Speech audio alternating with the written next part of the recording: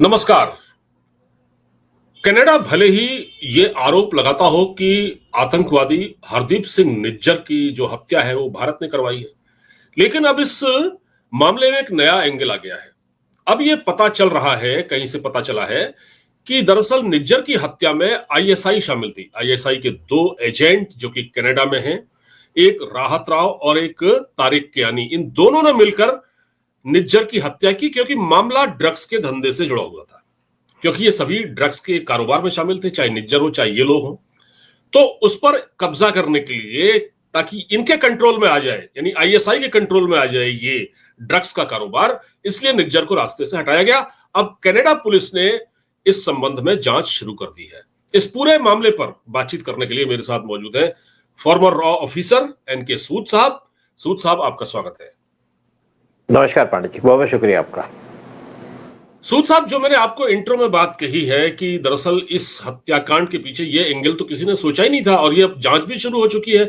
ये दोनों आईएसआई के एजेंट इस हत्याकांड में शामिल हो सकते हैं। आपके पास सर क्या इंफॉर्मेशन? आपकी इंफॉर्मेशन बिल्कुल ठीक है। इसी एंगल पे हमारे रॉ और हमारी दूसरी एजेंसीज काम कर रही थी जी। और ये भी पता चला कि जो आरसीएमपी है, रॉयल कैनेडियन माउंटेड पुलिस, जो उनकी इंटेलिजेंस एजेंसी है, और आईएसए के बड़े क्लोज लिंक है, मिलके काम करते हैं।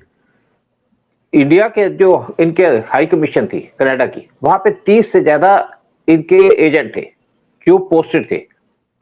जब यहाँ पे डिस्प्यूट स्टार्ट हुआ तो जब उन्होंने हमारे कुछ लोगों को टारगेट किया तो हमने इनसे कहा भी आप अपने लोगों को निकाल लो, क्योंकि यहाँ पे दोनों बेसिस में बैलेंस रहता है, किसी भी मिशन के अंदर बैलेंस हो। लेकिन हमने इनको ज्यादा प्रिविलेज दे रखी थी और यहाँ से खालिस्तानी काम करते थे। और आपने देखा होगा कि जब यहाँ पे ट्रूडो आए थे G20 की मीटिंग अटेंड करने सितंबर 2023 में, तो उन्होंने स्पेशली जो उनको क्रू अलॉट था वहां पे रहने से मना कर दिया। क्यों मना कर दिया? उनको डर था कि शायद इस पे कुछ इंडिया ने कुछ इनके खिलाफ वहां पे मतलब इनको जो वहां पे रहेंगे तो उनकी जो बात सुनेंगे, यानी कि कुछ इक्विपमेंट प्लान करके रखे हैं। और वहां पे डिस्प्यूट भी रहा काफी देर। लेकिन ऐसे काम कोई दूसरी कंट्री नहीं करता, इंडिया तो ऐसे काम नहीं करता। लेकिन उसके बाद बड़ी मुश्किल से इनको कोई दूसरा रूम अलॉट कर दिया गया। वो छोटा रूम था, इनको कोई दिक्कत नहीं थी, लेकिन वहां पे इसलिए रहना चाहते थे कि इनकी बातें सुनी जा सकती हैं। इसका मतलब इनकी इंटेंशन गलत थी। और आपने जैसे नाम दिया दो लोगों का, बिल्कुल ये बात आपकी ठीक है। मैंने भी कंफर्म किया अपनी एजेंसी से कि कयानी और राहत राव। लेकिन जब राहत राव का नाम सामने आया तो राहत राव का मर्डर कर दिया गया। ये भी आपको बड़ी जान करके हैरानी होगी, राहत राव का मर्डर कर दिया, जो पाकिस्तान के आईएसआई का एजेंट था। देखिए, कनाडा का क्या एटीट्यूड है, कनाडा जो है वो पाकिस्तान के आईएसआई को वालों को फ्री ले वहां पे वीजा देता है, वहां पे रहने की परमिशन देता है ताकि वो रहें। उनको कोई ऑब्जेक्शन नहीं है, क्योंकि वो उसका शुरू से इंटेंशन रही है इंडिया को टारगेट करने की। इंडिया से भी जितने लोग कन्विक्टेड होते हैं उनको फटाफट वीजा दे देता है, अपनी कंट्री बुला लेता है, फिर उनको वहां पे रहने की जगह दे देता है। तो ये उनकी पॉलिसी रही है। आज से इंडिया को टारगेट नहीं कर रहे, ये 1984 या उससे पहले भी टारगेट कर रहे हैं इंडिया को। इंदिरा गांधी के टाइम से टारगेट किया जा रहा है। लेकिन आज इनकी एक्टिविटी काफी खुल के आ गई, क्योंकि आज हम भी मजबूत हो गए। हम इनको टारगेट भी कर सकते हैं, हम पूछताछ भी कर सकते हैं। देखिए, करीबा बलोच नाम की लेडी थी जो बलूचिस्तान से आई थी, ह्यूमन राइट्स का केस लड़ती थी, पाकिस्तान से भाग के आई, तो उसको असाइलम दे दिया गया। लेकिन 2 साल पहले की बात है, उसका मर्डर कर दिया गया और वो एक बीच पे एक लेक के ऊपर तैरती पाई गई। जब लोगों ने सुबह सुबह देखा कि ये लड़की की बॉडी है, लेडी की बॉडी है, तो निकाला उसको। और जब कनाडा पुलिस से बात की तो उन्होंने तो कह दिया इस पे कोई फाउल प्ले नहीं है। मतलब इनकी तो पहले आपस में साठ-गांठ थी पाकिस्तान के आईएसआई के साथ। लेकिन ये वही काम करते हैं और वही काम है जो पाकिस्तान करता था, वही कनाडा कर रहा है। जब हेनरी क्लिंटन पाकिस्तान पे गई थी तो उससे पाकिस्तान से कहा था कि अपने सांप पालोगे तो अपने बैकयार्ड पे तो आपको भी काटेंगे। और यही काम इस टाइम पे कनाडा में होने लग रहा है। वहां पे सबसे ज्यादा गाड़ियां चोरी होती है वर्ल्ड के अंदर, और वो गाड़ियां वहां से चोरी होकर के दूसरी कंट्री स्पेशली गल्फ के अंदर पोस्ट कर दी जाती है, वहां सेल कर दी जाती है। और इसी तरीके से वहां पे क्राइम का रेट भी बहुत ज्यादा है। वहां पे बार बार वहां पे एक 400 मिलियन का ड्रग पकड़ा गया, जिसके अंदर कुछ सिख इन्वॉल्व थे, पाकिस्तान की आईएसआई इन्वॉल्व थी। तो उससे भी जो आपका कनाडा काफी परेशान हो गया। फिर एक निज्जर का एक दोस्त था, उसका एडी था हरदीप दल्ला। हाँ। उसको कनाडियन पुलिस ने अरेस्ट कर लिया। तो ये बात है अक्टूबर 27 से 28 की, जब वहां पे आपस में गोलीबारी चली, शूट आउट हुआ, और दल्ला वहां पे प्रेजेंट था। तो उसको भी अरेस्ट कर लिया गया क्योंकि इनकी मजबूरी भी थी। और उससे पहले एक और एडी था निज्जर का, उसको भी पकड़ लिया था, वो भी कुछ इलीगल काम करता था, यानी कि ड्रग का काम। देखिए बेसिकली जितने भी आपके खालिस्तानी ड्रग का काम करते हैं, तो ये सारे के सारे मिलकर कर रहे हैं। और दूसरी बात क्या है, कनाडा इसको कैश करता है, एनकैश करता है इंडिया को टारगेट करने के लिए, इंडिया को परेशान करने के लिए। लेकिन अब इंडिया इनके सामने बोल्डली खड़ा हो गया। अब देखिए कैसे कोई काम कर सकता है, कैसे कंट्री है, कैसी देश है। ट्रूडो की गवर्नमेंट, ट्रूडो ने पहले पार्लियामेंट के अंदर आकर स्पीच की, अपने पार्लियामेंट के अंदर खड़े होकर के वहां के प्राइम मिनिस्टर हैं और निज्जर के ऊपर इंडिया को ब्लेम किया। उनके पास कोई सबूत नहीं आज तक, फिर भी किया। जब इंडिया में G20 समिट में आए तब भी उन्होंने इसी इशू पे बात की कि इंडिया के इन्वॉल्वमेंट है निज्जर के मर्डर पे। तो पीएम मोदी ने उनको कह दिया कि आप ढंग की बात करो, ये कोई बात करने का तरीका है क्या आपका? ये G20 की समिट हो रही है, यहाँ पे उसकी बात करो, निज्जर की बात आपको लगती है हम बाद में भी कर लेंगे। फिर जब ये इंडिया के अंदर 2018 में विजिट किए थे, तब ये खालिस्तानी कुछ इंडिया के अंदर जो कन्विक्टेड थे उनको अपने डिनर बुला लिया। तो पीएम मोदी ने इनको उस डिनर में नहीं गए। फिर जब इंडिया में ये घूम रहे थे तो पीएम मोदी ने इनसे मिलने से मना कर दिया। जब ये यूपी में गए ताजमहल देखने, तो वहां के जो चीफ मिनिस्टर वो भी इनसे मिलने नहीं गए। जब गुजरात में गए तब भी वहां के चीफ मिनिस्टर मिलने नहीं गए इनको। और एक कंडीशन रखी थी इनको, क्या आप इंडिया के अंदर आए नहीं तो पंजाब के सीएम से मिलो, तभी आपको यहाँ पे आने की बात होगी, तभी हम इसको फाइनलाइज करेंगे। तो ये उस टाइम पे कैप्टन अमरिंदर सिंह से मिले थे। तो तब कैप्टन अमरिंदर सिंह ने इनको बहुत बड़ी लिस्ट थी खालिस्तानियों की जो कनाडा के अंदर बैठे हैं। तो ये तो कनाडा के अंदर शुरू से काम चल रहा है। लेकिन अब जो चीजें सामने आ रही हैं, क्योंकि एक तो ट्रूडो फंस चुके हैं और एक आईएसए का भी नाम सामने आ गया। आप देखिए किसी कंट्री में ऐसा होता है कि आप उसके एनएसए के ऊपर चाय लगा दो, उसके होम मिनिस्टर के ऊपर चाय लगा दो कि इनके इन्वॉल्वमेंट है मर्डर के अंदर, हरदीप सिंह निज्जर के, जबकि ना तो आपके पास प्रूफ है, आपके पास ना कोई एविडेंस है, ना आपने कोई इन्वेस्टिगेशन की है, लेकिन आप चाय लगा देते हैं। क्या इस तरीके से कंट्रियां चलती हैं? ये कोई प्राइवेट लिमिटेड कंपनी है जिसको आप चला रहे हो?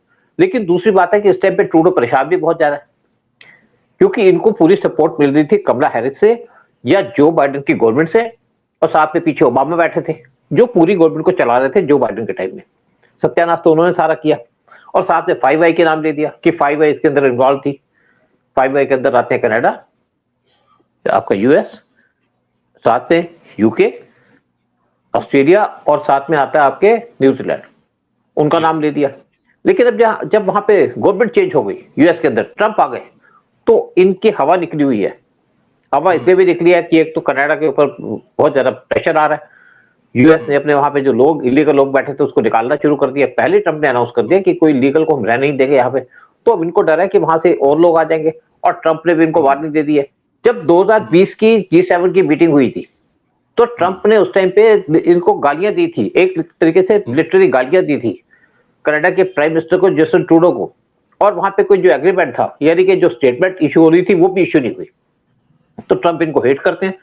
इवन एलन मस्क जो एक्स के इंचार्ज हैं, जो एक्स को कंट्रोल करते हैं, उन्होंने भी कह दिया ट्रूडो की गवर्नमेंट अगले साल तक गिर जाएगी, जो क्योंकि अगले साल यहाँ पे इलेक्शन होने वाले हैं। तो अब जो निज्जर का मामला है, मुझे लगता है कि आप 2 महीने के बाद मामला रहेगा नहीं, बल्कि ट्रूडो पूरे तरीके से फंस चुके हैं और उनको वहां से पावर से बाहर आना पड़ेगा, आज नहीं तो कल।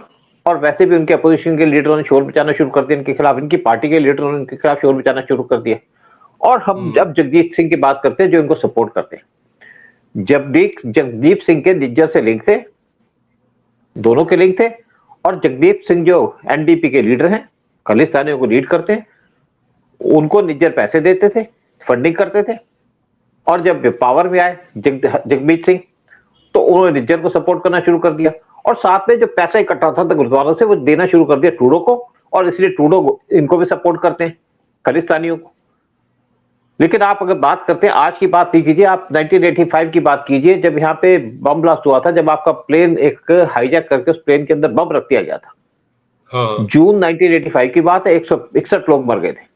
उसकी पूरी इंफॉर्मेशन दी थी इंडिया ने, और इंडिया ने कहा हमने इनको इंफॉर्मेशन दे दिया है, या सब ठीक हो जाएगा। लेकिन इन्होंने जानबूझ के उस प्लेन को के अंदर एक अटैचिंग केस भिजवा दिया जो खालिस्तानी ने रखा था, जबकि आदमी उस पर चढ़ा नहीं, उसका सामान चला गया और उसी के अंदर बम रखा था।